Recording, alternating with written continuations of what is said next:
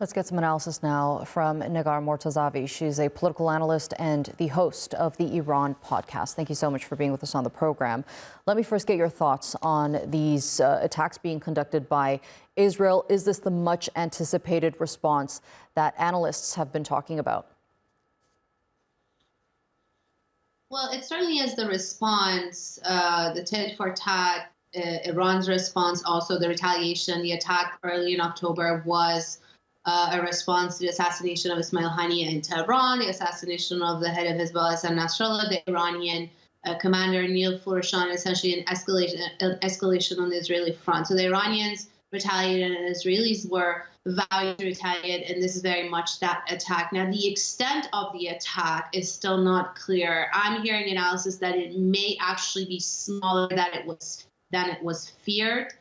But nevertheless, this is a major crossroad for this war that can either escalate it into a full-on, next level, open a third front, essentially, which has we've already seen the opening of that, but escalated to the next level, or it can be something that the Iranians can see as a tit for tat and sort of stop here and remain at the status quo and not let this be taken to the next level. So I still want to wait and see the extent of damage and the casualties and how Iran messages that damage and the casualty. Right. I mean, these attacks were conducted just under an hour ago, and it seems quite small in magnitude so far. But again, we don't know if they're going to continue to attack the country, particularly those oil and nuclear facilities that the U.S. has been warning against.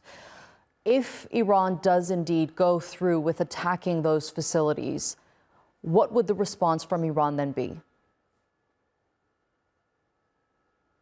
Well, it doesn't seem like the attack on oil and nuclear is coming, at least in this round. Now, I don't think this is going to be the only round that the Israelis are looking at, but the Iranians made it very clear that if nuclear sites are attacked, if oil fields are attacked, that they're going to retaliate severely. And I think that message was received in capitals across the region. That message was received very well here in Washington also. And I think we saw that the Biden administration, privately and publicly sort of drew that red line for Israel to not attack nuclear sites and to not attack oil fields. Nevertheless, what we're hearing, the Israelis are saying that military sites are being attacked. What does that mean? How much damage? How close to civilian populations? Is there going to be civilian casualties?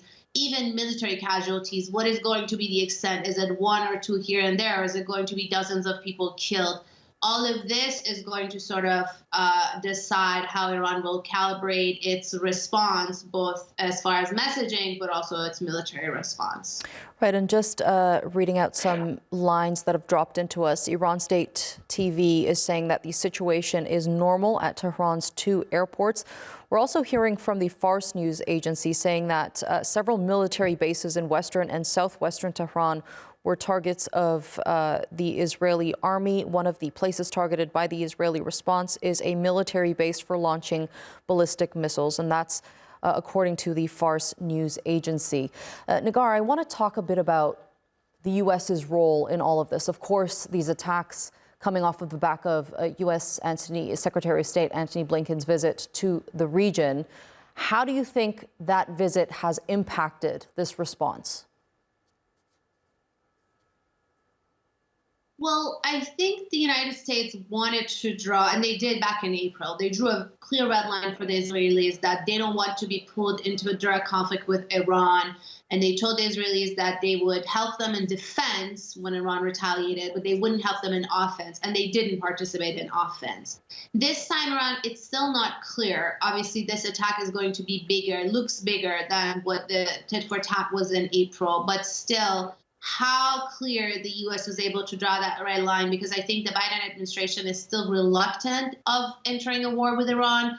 But, you can also be pulled into a war. You can be dragged into a point of no return. And so far in the past year, the administration hasn't really used much of its leverage on the Israelis to stop the spread of the war in Gaza and in Lebanon. And so when it comes to Iran, I don't know if that red line has been blurred, if the Israelis have taken it further than what the Biden administration sort of wanted, or is it within the parameters of proportionality and what the United States thought is enough to keep it at what it is and not escalate? I guess we're going to try to find that soon. But from the reports also coming from inside Iran, increasingly we're hearing that the messaging, the government messaging, the state and official messaging is sort of a downplaying of the impact of the attack. So it may very well be something that would keep it at the level it is and not escalate with an Iranian response. Right. That could also be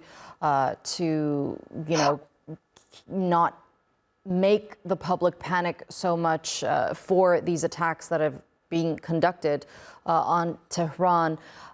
Looking at the domestic politics of Iran right now, are there worries among the public there on security gaps within the country, given that figures like Ismail Haniyeh was assassinated on Iranian soil and these tit-for-tat attacks between Iran and Israel continue?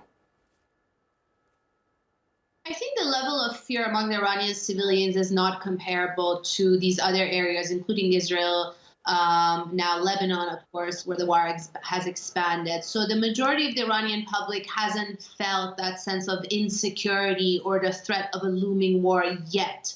And that's why it's important to see what the damage of the attack is going to be and how much is it going to be felt by the population. Are people in Tehran and major cities, Esfahan, where we're hearing Shiraz potentially, are they going to hear explosions? Are they going to fear potential attacks on their home and civilian infrastructures? Or is this something that so far hasn't had civilian casualties, and they're going to see this as remaining at a level of military targets and sort of a government-to-government tit-for-tat? I think that also is very important because there's a lot of resistance to the government inside the country. There's been a lot of protests. The population has a lot of grievances, economic, political, social, and so a war is certainly not something that the majority of the Iranian public is ready or prepared for. But I think so far that level of stress and fear has not really spread in the country, but it may very well start tonight.